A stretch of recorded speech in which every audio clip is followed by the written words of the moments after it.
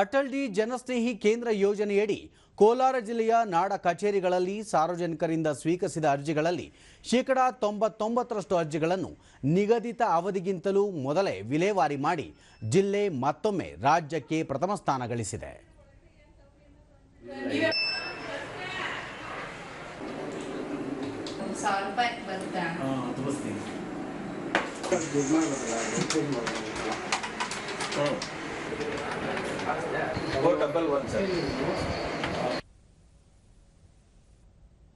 ದೂರದರ್ಶನದೊಂದಿಗೆ ಅರ್ಜಿದಾರ ವೆಂಕಟರಮಣ ನಾಡ ಕಚೇರಿಯಲ್ಲಿ 15 ದಿನಗಳಲ್ಲಿಯೇ ಅಗತ್ಯ ಪ್ರಮಾಣ ಪತ್ರ ದೊರೆಯುತ್ತಿರುವುದರಿಂದ ಸಾಕಷ್ಟು ಅನುಕೂಲವಾಗಿದೆ ಎಂದು ಹೇಳಿದರು. ಈಗ ನಾವು ಸರ್ವೆ ಕೊಟ್ಟಿದ್ದೀವಿ. ಅದು ಪಾಣಿ ಆಧಾರ್ ಕಾರ್ಡು ಎಲ್ಲ ಸಬ್ಮಿಟ್ ಮಾಡಿದ್ದೀವಿ. ಓಕೆ ಎಲ್ಲ ಕೆಲಸ ಆಗುತ್ತೆ, ತುಂಬ ಅನುಕೂಲ ಆಗಿದೆ.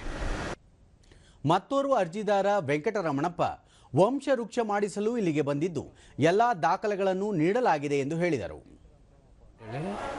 ನಾವು ವಂಶವೃಕ್ಷ ಹಾಕಕ್ಕೆ ಬಂದಿದ್ದೀರಿ. ಆಧಾರ್ ಕಾರ್ಡು, ಬಾಂಡ್ ಪೇಪರು ಎಲ್ಲ ದಾಖಲೆಯನ್ನು ಹಾಕಿದರೆ ನಮಗೊಂದು ವಾರ ಒಳಗಾಗಿ ಸಿಕ್ಕುತ್ತೆ. ಅದೇ ಭಾಗ ಮಾಡ್ಕೊಳಕ್ಕೆ ಈ ಭಾಗ 3 ಜನ.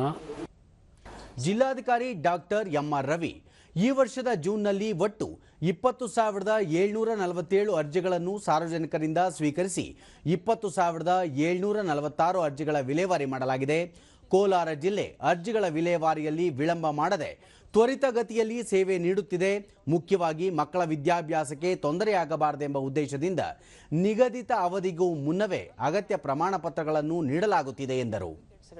21 ದಿನದ ಅವಧಿ ಇದ್ರೂ ಸಹಿತ ನಮ್ಮ ಜಿಲ್ಲೆಯಲ್ಲಿ 3 ಅಥವಾ 4 ದಿನದಲ್ಲಿ ನಾವು ವಿತರಣೆ ಮಾಡಿರೋದ್ರಿಂದ ಸಾರ್ವಜನಿಕರಿಗೆ ಬಹಳಷ್ಟು ಅನುಕೂಲ ಆಗಿದೆ. ತಹಸೀಲ್ದಾರ್ ಸುಬ್ರಹ್ಮಣಿ ಅವನಿ ಹೋಬಳಿಗೆ 75 ಗ್ರಾಮಗಳು ಸೇರಿದ್ದು ಸಾರ್ವಜನಿಕರಿಗೆ ಹತ್ತಿರದ ನಾಡ ಕಚೇರಿಗೆ ಅಗತ್ಯ ದಾಖಲೆಗಳನ್ನು ತಂದು ಸೇವೆಗಳನ್ನು ಪಡೆಯಬಹುದು ಎಂದು ಮಾಹಿತಿ ನೀಡಿದರು.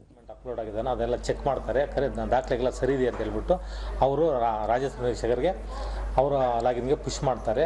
ಅವರು ಲಾಗಿನ್ನಿಂದ ತಿರುಗಿ ಅವರೆಲ್ಲ ಚೆಕ್ ಮಾಡಿಬಿಟ್ಟು ಅವರಿಂದ ಉಪ ತಹಸೀಲ್ದಾರ್ ಲಾಗಿನ್ಗೆ ಇದು ಮಾಡ್ತಾರೆ.